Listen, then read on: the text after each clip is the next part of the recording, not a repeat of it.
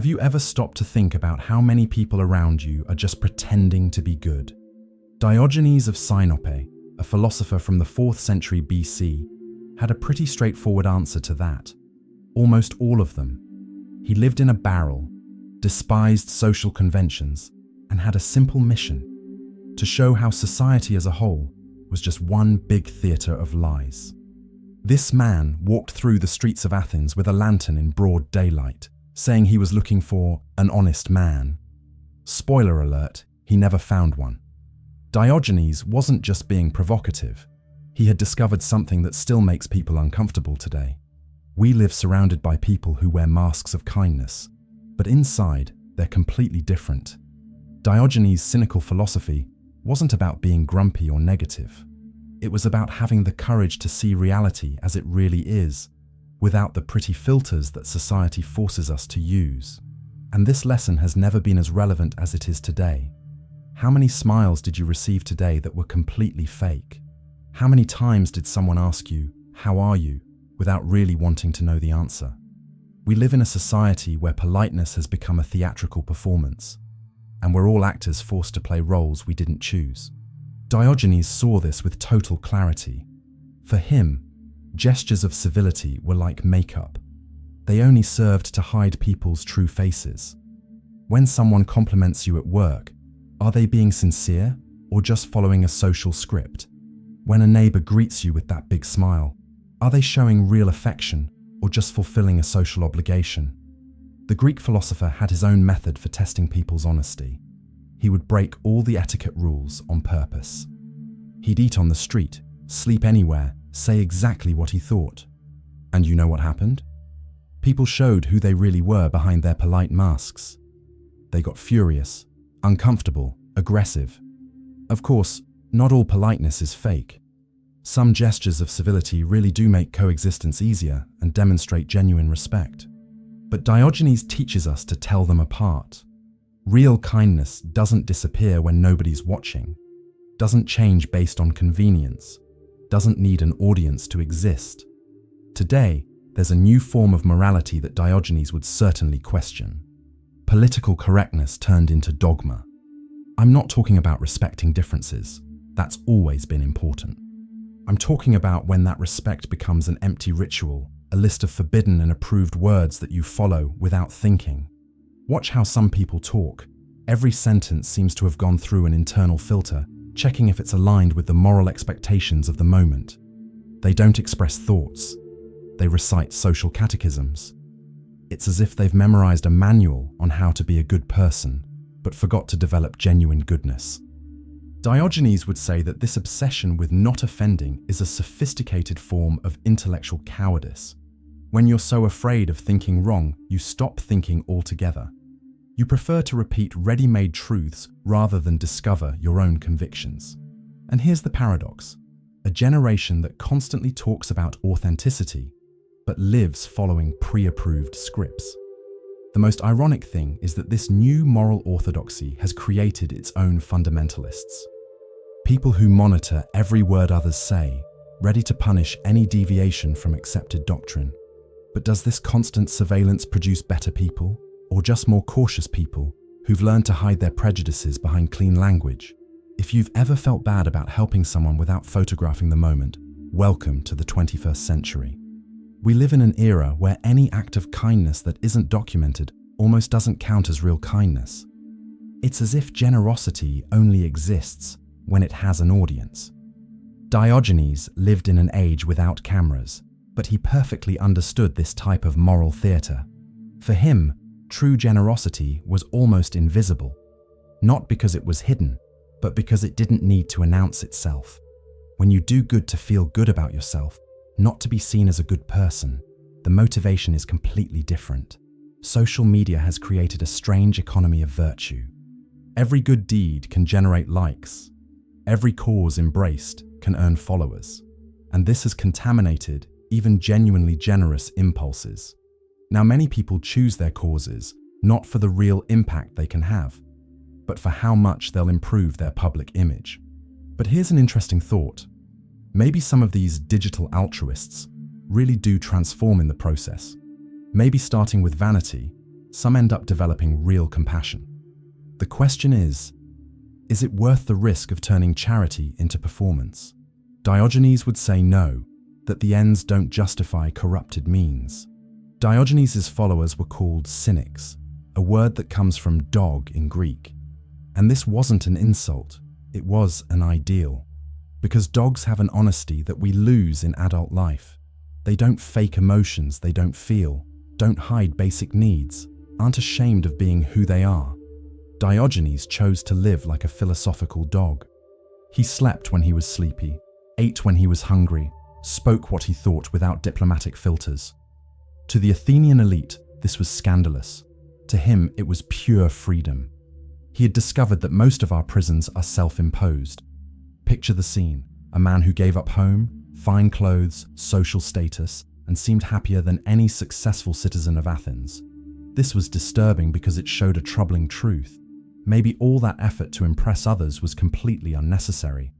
Of course, not everyone can or should live like Diogenes lived. We have real responsibilities, people who depend on us, projects that require stability.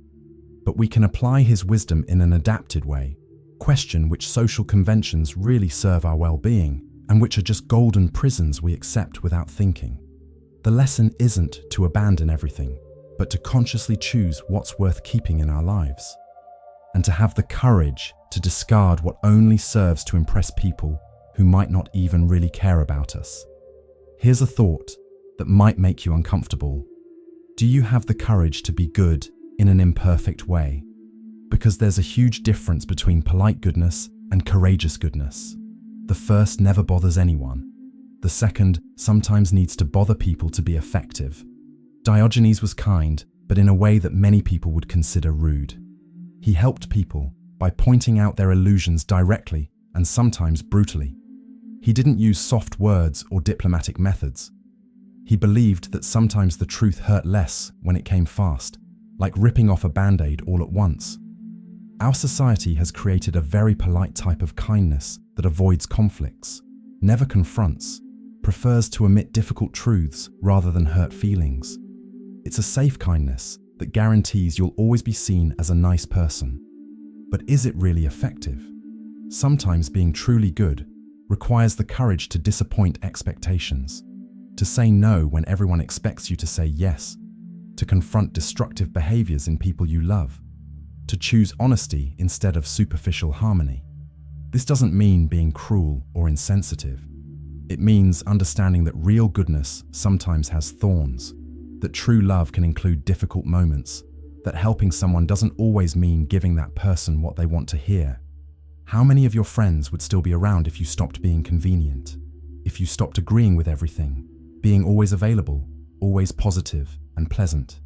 Diogenes constantly ran this test and discovered interesting things about human nature. Most of our social relationships work like a system of implicit exchanges. You make me feel important. I make you feel special. You validate my choices. I validate yours. You don't question my obvious flaws. I ignore yours. It's a silent pact of mutual convenience. But Diogenes preferred honest solitude to fake company.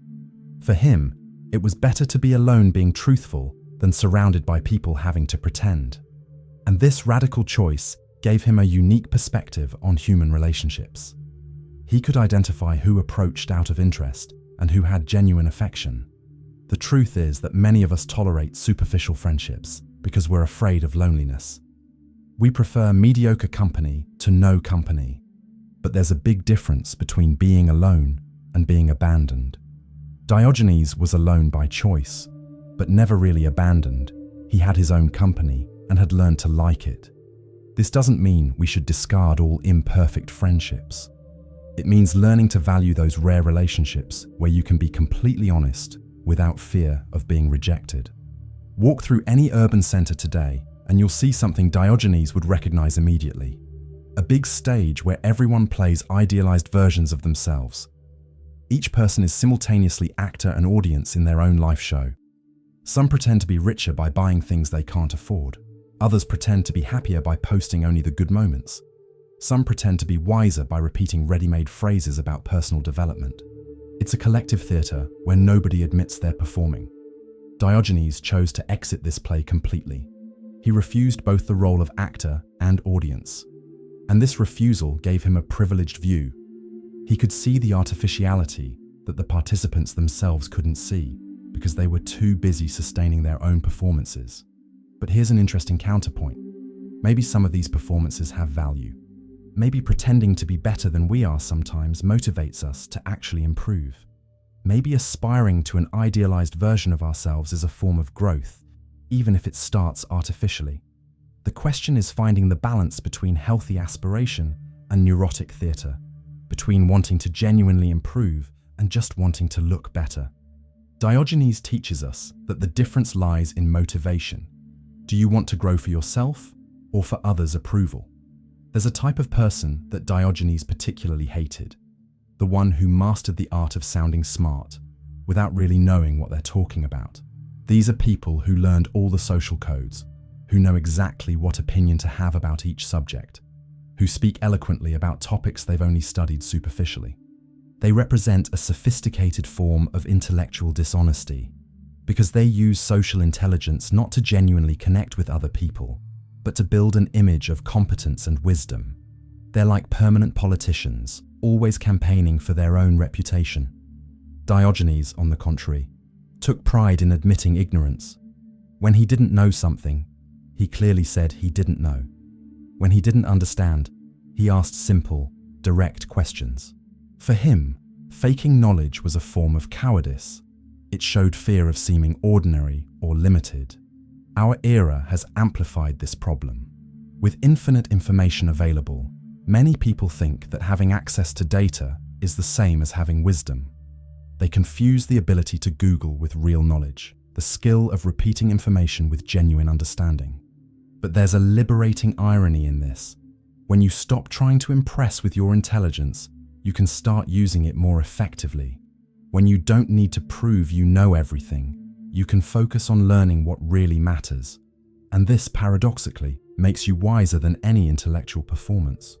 Diogenes had only a cloak and slept wherever night fell.